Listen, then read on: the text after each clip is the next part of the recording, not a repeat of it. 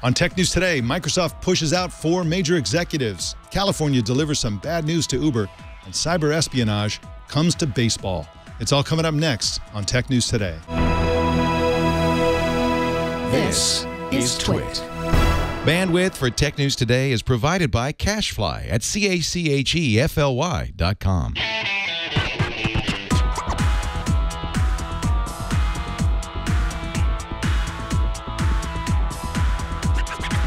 This is Tech News Today for Wednesday, June 17th, 2015. This episode is brought to you by Braintree. If you're working on a mobile app and searching for a simple payment solution, check out Braintree. With one simple integration, you can offer your customers every way to pay. To learn more and for your first $50,000 in transactions fee-free, go to BraintreePayments.com/TNT. Tech News Today is the show where we talk about the tech news with the journalists who report it. Welcome to the show. I'm Mike Elgan. Our co-anchor today is ZDNet contributing writer Kevin Tofel. How are you, Kevin? I am doing great. I'm really looking forward to see what Nest is going to announce practically any second right now. For some reason, they scheduled their event right at the same time as Tech News Today. I don't know what they were thinking. They're going to get no viewers on their stream. It's just a really bad idea on their part. You know, the word on the street, and by street, I mean just sort of in the blogs, is that they're going to come out with a new drop cam. It's going to say Nest on it. It's going to be warm and fuzzy. It may connect to other Nest devices somehow. Who knows? Any other predictions on your part, Kevin? No other predictions, but I'd really like to see Google do something more with Nest than they've done since they bought it. I mean, they have Dropcam, as you had mentioned. So, yeah, I think that's a safe prediction. But, you know, Apple's starting to build up momentum with HomeKit right now, and there's more devices out and so on. So I'd like to see something really shake up the smart home right now. On the branding front, I think it's interesting that Google acquired Nest, and Tony Fadell, of course, former Apple designer type guy, in charge of the operation, and they said when they acquired the company that, oh, we're not going to change the branding, we're going to keep it kind of independent. And then Google, through Nest, bought Dropcam, and Dropcam is being forced to rebrand into Nest, even though Nest isn't being forced to rebrand as Google. So it's all very strange, but these are great products. Dropcam is a great product. The Nest products, I think, are very cool. And yeah, I agree with you. I'd like to see a lot more than simple, you know, these simple things that most people, you know, let's face it, especially their smoke detector does more than detecting smoke, but their smoke detector, Nest Protect, I mean, this thing is really expensive. If you put one in every room in the house, it's going to be thousands of dollars, and so they need something for the sort of for the general public rather than these kind of like really high-end devices. Yeah, it can add up quickly there, but even stranger to me is that Google just announced their home automation platform at Google I/O last week, and that's not part of Nest, so I can't quite put it all together yet. Well, once again, Google is an all-of-the-above type of company. They're, you know, the opposite of Apple. Apple says, this is the one platform, and Google says, well, here's a platform, here's another platform. Let's see which one takes off. And in fact, we will see. And I think, you know, I think it's a certainty that Nest will have a good future. They are a leader in terms of making home automation warm and fuzzy and very usable. Their Nest thermostat was one of the first devices that everybody thought, wow, this is really cool. It kind of has intelligence and so on. So we'll see what they come up with today. Well, a Microsoft reorg announced today pushes out former Nokia CEO Stephen Elop. Also out at Microsoft is Mark Penn, who is in charge of the company's disastrous Scroogled campaign. Kirill Tatarinov and Eric Rutter are also leaving the company. That's 4, count them, 4 major executives who have been forced out. Meanwhile, Windows chief Terry Myerson will take over a newly formed group called the Windows and Devices Group. What do you think, as a devices guy and also somebody who covers Windows, of them combining Windows and the Devices Group? I think it's a smart idea, and my far more eloquent colleague, Mary Jo Foley, penned a nice piece on this shortly at ZDNet. And she said, you know what, it's really not about the hardware. The hardware part of Microsoft is really to showcase the services and the software. And I think that's a smart take on things, and also a smart move by Microsoft to do this. Elop is the biggest name here, I think, out of all of this that's coming and going. I don't know that people are terribly surprised by that, given his tenure at Nokia and then coming over to Microsoft. I have to say, though, as a Chromebook user, I hated that Scroogled campaign, and I wonder if Mark Penn is out because of that, because I think it hurt Microsoft in the long run. Well, speaking of, before we get to Mark Penn, speaking of Mary Jo Foley, she's also a colleague of mine, and she'll be co-hosting Windows Weekly immediately after this show today. And so you can get her views on that. And of course, Paul Thurrott and Leo Laporte are also on that show. So I'm sure they're going to be talking about this reorg extensively. And those are two killer analysts for the world of Microsoft. Now back to Mark Penn. I've seen another interesting theory about him. He is a political dirty tricks guy. That's what he does for a living. And he was hired by Microsoft to come in and do dirty tricks for Microsoft. It kind of backfired on them. I think it gave him more bad publicity than good. And now he's leaving just in time for the new presidential campaign. So I have the feeling that one reason he might be leaving is that he's going to go join one of the candidates to be their dirty tricks guy. So good riddance to him. Maybe he's going to help Donald Trump since he just announced that presidency's campaign for presidency yesterday. So good luck with that. Yes, and there's a very convincing report that shows that Donald Trump hired actors to be in the audience for his announcement. So shades of Samsung. What a blowhard. Well, got more news for you in just a minute, but first let's talk about Braintree. Braintree is a full stack payment solution that makes it super, super easy for you to accept payments if you have an app or if you have a website that sells things, products, services, whatever. You can accept very easily MasterCard, American Express, Discover, Diners Club, PayPal, Apple Pay, Venmo, Visa, even Bitcoin. That's right, you can accept Bitcoin. If you're a mobile app developer, you got to check out Braintree. It's used by, speaking of Uber and Lyft, it's used by both those companies. One of the reasons why they're so successful. Airbnb, Hotel Tonight, Living Social, and Munchery. Braintree basically replaces the old and busted model of sourcing a payment gateway and merchant account from different providers and gives you the new hotness, which is just some easy lines of code. You can just plug it into your app, and off you go. You can accept everything. No minimum or monthly fees, no red tape. You only pay for the transactions you process. Braintree gives you a full stack payment solution, support for all payment types for your customers, and you can start accepting PayPal, Apple Pay, Bitcoin, Venmo, credit cards, and more, all with one single integration. And that's across all platforms, and they also offer superior fraud protection, customer service, and fast payouts. To learn more and for your first $50,000 in transactions fee-free, go to BraintreePayments.com/TNT. The California Labor Commission yesterday filed a ruling that says Uber drivers are officially employees of the company rather than independent contractors. The ruling came in response to a complaint from an Uber driver in San Francisco named Barbara Ann Berwick. Nat Garun wrote about the story for the Next Web and joins us to talk about it. Welcome to you, Nat. Hey, Mike. Now, why does this matter so much for Uber? What difference does it make whether they're employees or contractors? Well, when drivers are considered employees as opposed to independent contractors, that means Uber is required to be responsible and be liable for a bunch of other benefits, such as health benefits and insurance, and also other work-related costs, such as gas and repairs. So, as you can imagine, its fleet of drivers in California alone must be huge, considering the headquarters is based in San Francisco. So, if this law does take into effect, Uber is going to have to scale down its operations immensely to be able to afford benefits for its entire fleet of drivers. And that just the entire ruling just threatens its business model as a whole. Nat, that's really a good point about the cost as an ongoing company for Uber, assuming all this doesn't change, this law doesn't change. Is there anything Uber can do? Can they ask to have this decision appealed? What kind of recourse do they really have in a situation like this? Well, Uber said it will appeal, although just breaking news, really. Uber just released a statement saying that the Reuters original headline that broke the story said that the ruling applies to just that one driver and not the entire fleet of drivers in California. We'll see how true that statement actually is as the story develops. But yeah, I mean, Uber will appeal, and we'll see where that goes. Although recently Florida has come out with the same ruling over Uber's operations there, and that its drivers there are also considered employees and not independent contractors. It's kind of an interesting turn of events because, of course, they've met with opposition all over the world for all kinds of reasons. One of those reasons is that they're very disruptive of the conventional taxi and livery driver industries.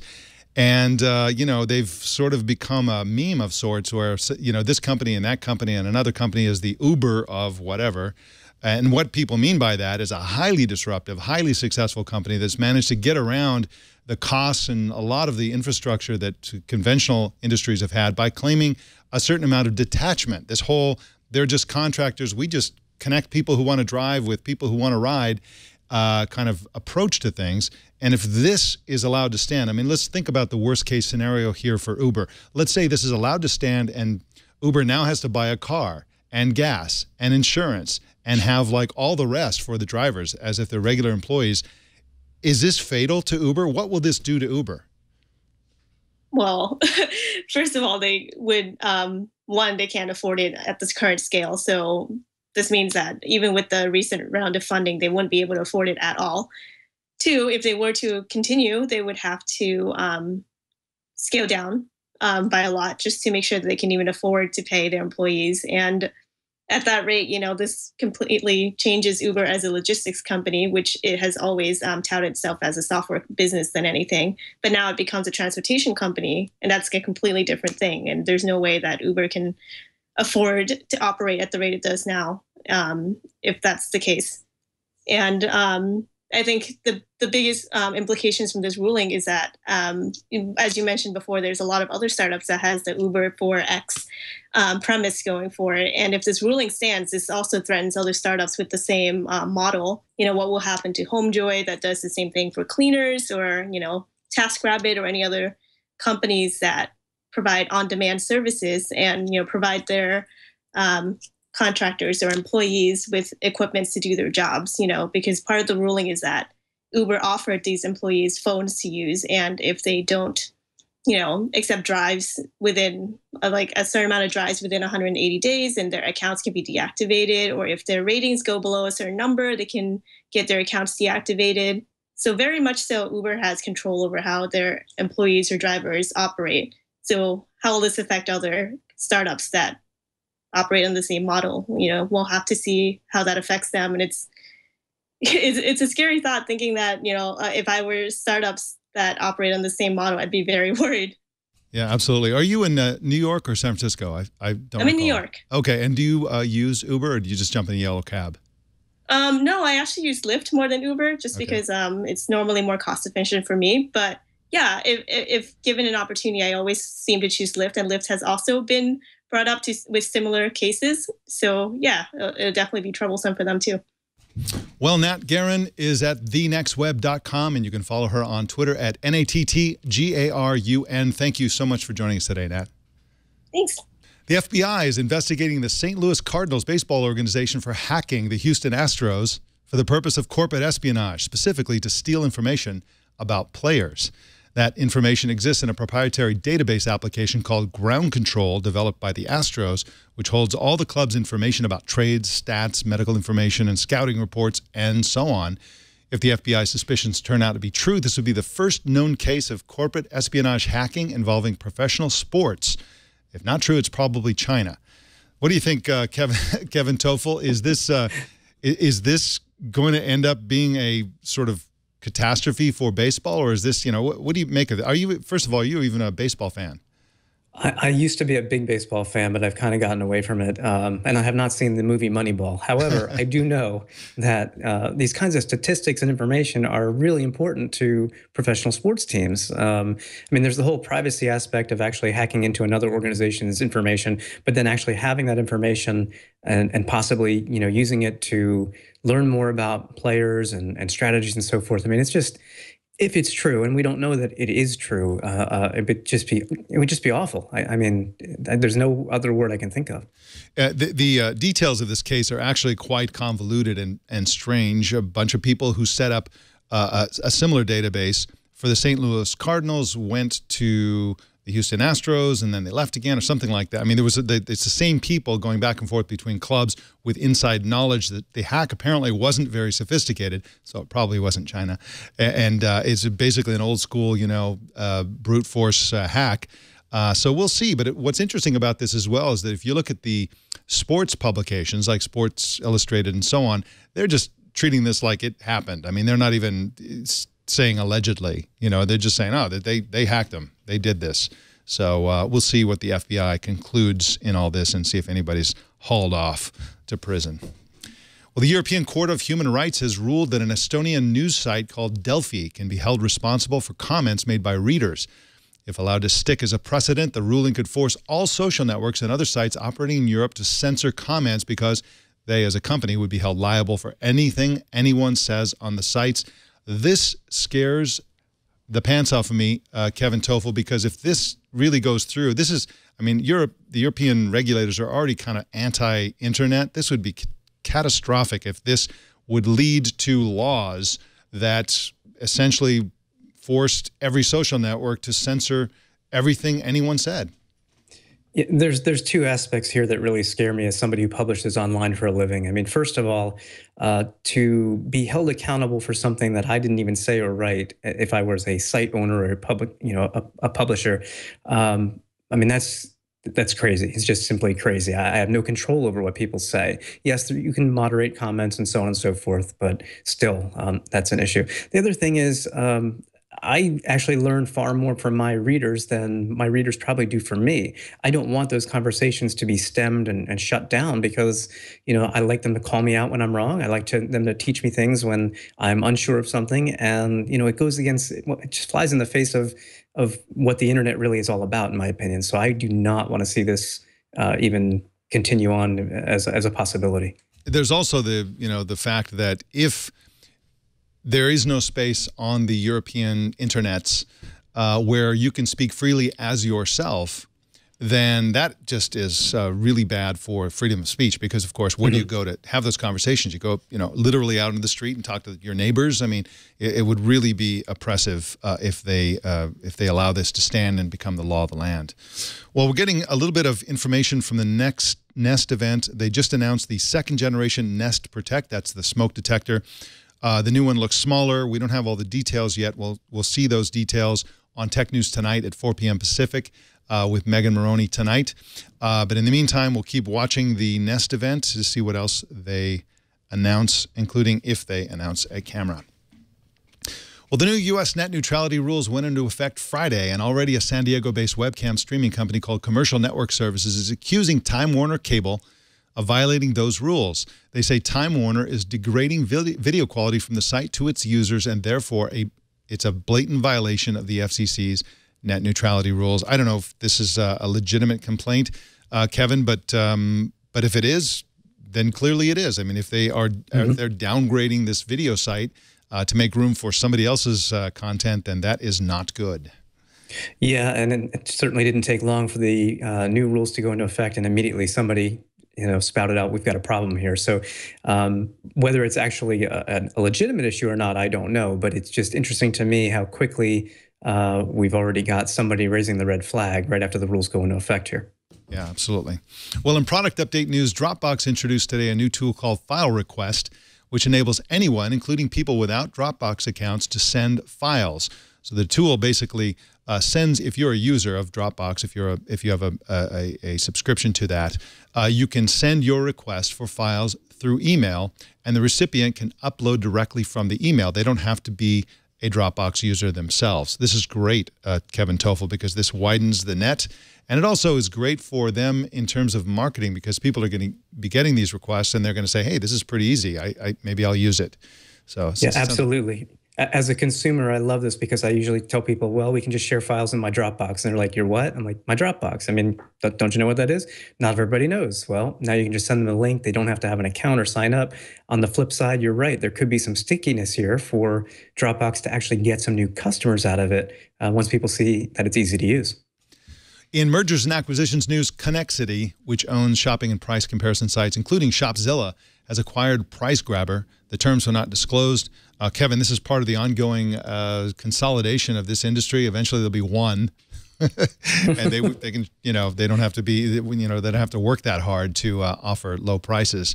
So, what are you going to do? You mean it's not Amazon already? It will be eventually. Probably. By the end of the show. In the Human Resources Department, Google Engineering VP and former Maps chief Brian McClendon has left the company and joined Uber to help that company create an Uber-owned alternative to Google Maps and also self-driving Uber cars. I don't know, was this his involvement with the Uber cars will be probably the navigation part of it because he's a maps person. But wow, Uber is just gobbling up Google executives like crazy. Well, it's a smart move on their part. And going back to our earlier story, I'm sure he's an employee, not a contractor, so we'll have to give him benefits. That's right. But it makes perfect sense. I mean, what's one way that Uber can cut down their costs is, eventually have self-driving cars and smarter mapping and so on. So smart play by them. Yeah, absolutely. Well, in other human resources news, Magic Johnson is joining Square's board of directors. He's joining Silicon Valley VC luminaries Roelof Botha, Vinod Khosla, Mary Meeker, David Viniar, as well as Square founder Jim McKelvey, he's a co-founder, and economist Larry Summers. What a board this is, Kevin Tofel. This has got some serious heavy hitters. I would not want to play them in 5-on-5 basketball. No pickup games with Magic Johnson. That's impressive. Yeah, Vinod Khosla is like the Magic Johnson of venture capital. Wow, what a board. Well, in big numbers news, $100 million. That's how many dollars the FCC is requiring AT&T to pay for slowing down internet speeds for customers with unlimited data plans. The fine is the largest ever levied by the FCC, and good for them because I have one of those accounts myself. Yeah, I wonder if it's even a large enough of a fine. I mean, this goes all the way back to their 2011 rules, and they say that AT&T was not telling their customers that we may throttle you, particularly their unlimited customers. Some people, I've already seen a Twitter storm on this from various people saying, yes, they were notified me, or no, I've never heard about this. So there's a lot of people saying maybe there's not enough of a fine here yet. But the larger question is these like incredibly wealthy companies get these relatively puny fines. Google's facing one in Europe, for example. France is basically saying, if you don't censor the global internet, according to Europe's right to be forgotten rules, we're going to fine you 150 million euros. I mean, that's, Google burns through that in like, 5 minutes. Cost of doing business. It's already put into the numbers. Exactly. But I don't think that any of these regulating bodies just, take the money and then call it quits and stop. They're still going to force them to do it one way or the other. So either way, AT&T is, even if it's a small fine for AT&T, they're still going to have to, play ball here. Well, our TNT fan of the day is Mayor Quimby in Eureka, California, who posted this picture on Instagram. He's got one of those cups. Check it out. Very nice. And there we are playing in the background on a small tablet or a large phone. I can't really tell. Show us how you watch or listen to TNT. Just record a video or take a picture of yourself or your setup and your cup of coffee and post it on Google+, Twitter, or Facebook. Use the hashtag HowIWatchTNT so we can find it. Kevin Tofel, what are you writing about? Are you, by the way, going to be writing about the Nest event today?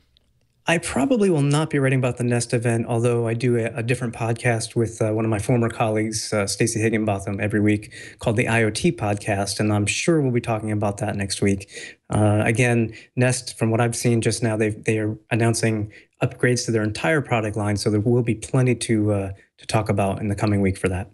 Awesome. You can follow Kevin at Kevin C. Tofel on Twitter. Thanks again, Kevin. We'll see you next time. Thanks, Mike. All right. Subscribe to Tech News Today on Stitcher, or you can choose some other way to subscribe at our shiny new website. twit.tv/TNT is the URL. You can also watch us live every weekday at 10 a.m. Pacific, 1700 UTC at twit.tv. Press the live button. If you're ever in Northern California, come on in and watch us as part of our studio audience. Send an email to tickets@twit.tv before you come in. If you'd like to help us grow our audience, here's how you can do it. Just post a link to twit.tv/TNT on your favorite social network and tag 3 friends along with your recommendation to subscribe. You can follow us on Facebook at facebook.com/TechNewsTodayTV. You can follow me on all the social networks at Elgan.com. And don't miss Tech News Tonight at 4 p.m. Pacific tonight and every weeknight. That, ladies and gentlemen, is the Tech News Today.